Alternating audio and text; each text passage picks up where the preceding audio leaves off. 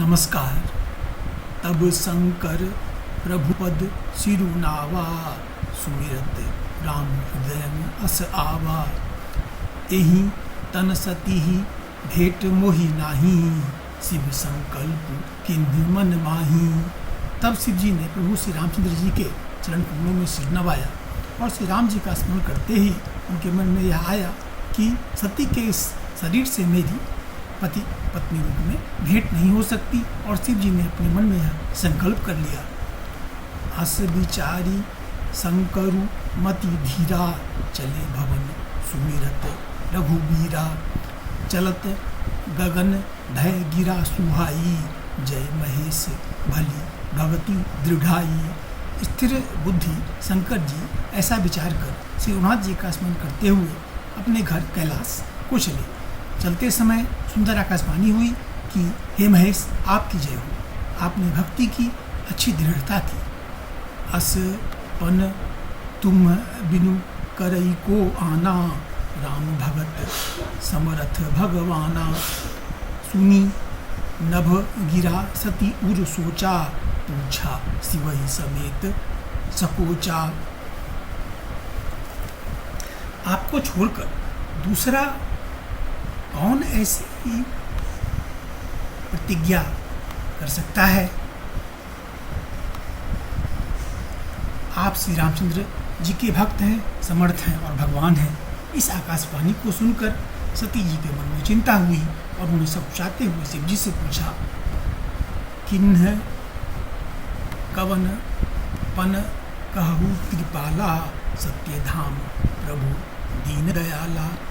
यद्यपि सतीं पूछा बहु भांति, तदपि न कहु त्रिपुर आराती। हे कृपालु, कहिए आपने कौन सी प्रतिज्ञा की है? हे प्रभु, आप सत्य के धाम और दीन दयालु हैं। यद्यपि सती जी ने बहुत प्रकार से पूछा, परंतु त्रिपुरारी शिव जी ने कुछ न कहा। सतिं हृदय अनुमान किया, जब जाने सर्वज्ञ। किन्ह कपटु मैं संभूषण, नारी सहज जर अज्ञ। सती जी ने हृदय में अनुमान किया कि सर्वज्ञ शिव जी सब जान गए। मैंने शिव जी से कपट किया। स्त्री स्वभाव से ही मूर्ख और बेसमझ होती है। जलोपय सरिस बिकाई देखहु, रीति की रीति भली बिलग होई। रसुजाई कपट खटाई परत पुनी। रीति की सुंदर रीति देखिए कि जल भी दूध के साथ मिलकर दूध के समान भाव बिकता है, परंतु जब कपट रूपी खटाई पड़ते ही पानी अलग हो जाता है, दूध फट जाता है और स्वाद प्रेम जाता रहता है। हृदय सोचु समुझत निज करनी, चिंता अमित जाई नहीं बरनी। कृपा सिंधु शिव परम अगाधा, प्रगट न कहु मोर अपराधा। अपनी करनी को याद करके सती जी के हृदय में इतना सोच है और इतनी अपार चिंता है कि जिसका वर्णन नहीं किया जा सकता। उन्होंने समझ लिया कि शिव जी कृपा के परम अथाह सागर हैं। इससे प्रकट में उन्होंने मेरा अपराध नहीं कहा। शंकर रुख अवलोकी भवानी, प्रभु मोहि तजो हृदय अकुलानी। निज अघ समुझी न कहू कछु, कही जाई तब पई आवाम इव उर अधिकाई। शिव जी का रुख देखकर सती जी ने जान लिया कि स्वामी ने मेरा त्याग कर दिया और वे हृदय में व्याकुल हो उठी। अपना पाप समझकर कुछ कहते नहीं बनता, परंतु हृदय मन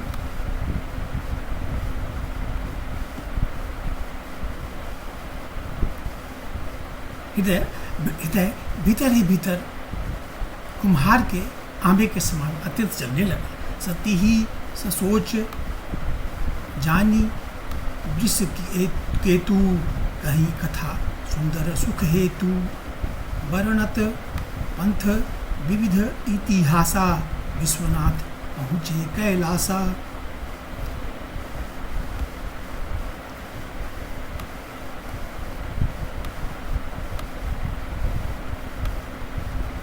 विष्केतु शिव जी ने सती को चिंतायुक्त जानकर उन्हें सुख देने के लिए सुंदर कथाएं कहीं। इस प्रकार मार्ग में विविध प्रकार के इतिहासों को कहते हुए विश्वनाथ कैलाश जा पहुँचे। तहाँ उन्हीं शंभु समुझीपन आपन बैठे पटतर करी कमलासन, शंकर सहज स्वरूप सम्हारा, लागी समाधि अखंड अपारा। वहाँ पर शिव जी अपनी प्रतिज्ञा को याद करके बड़ के पेड़ के नीचे पद्मासन लगाकर बैठ गए।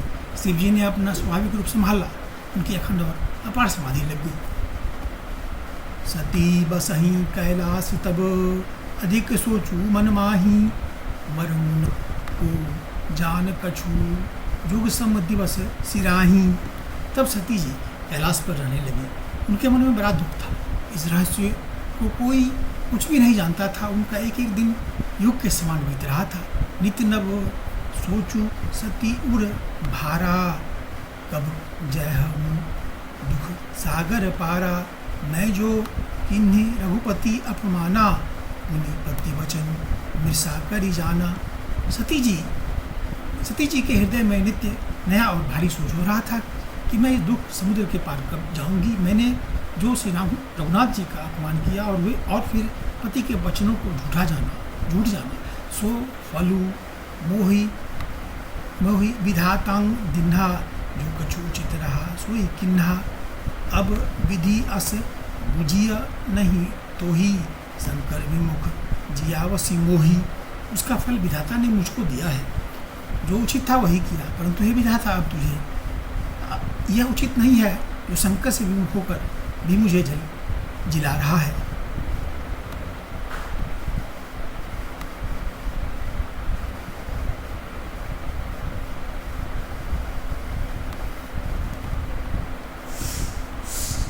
कही न जाई कछु हृदय गलानी, मन महु रामहि सुमिर सयानी। जौ प्रभु दीन दयालु कहावा, आरती हरण वेद जसु गावा। सती जी के हृदय की ग्लानि कुछ कही नहीं जाती।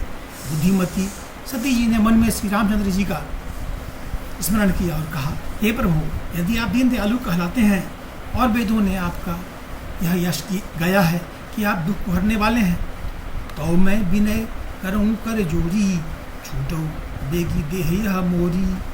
जौ मोरे शिव चरण सनेहू, मन क्रम वचन सत्य व्रतु एहू। तो मैं हाथ जोड़कर विनती करती हूँ कि मेरी यह देह जल्दी छूट जाए। यदि मेरा शिव जी के चरणों में प्रेम है और मेरा यह प्रेम का व्रत मन वचन। तौ समदर्शी सुनिया प्रभु, करऊ सो बेगी उपाय। होई मरण जेहि भी नहीं, श्रम दुसह विपत्ति बिहाई।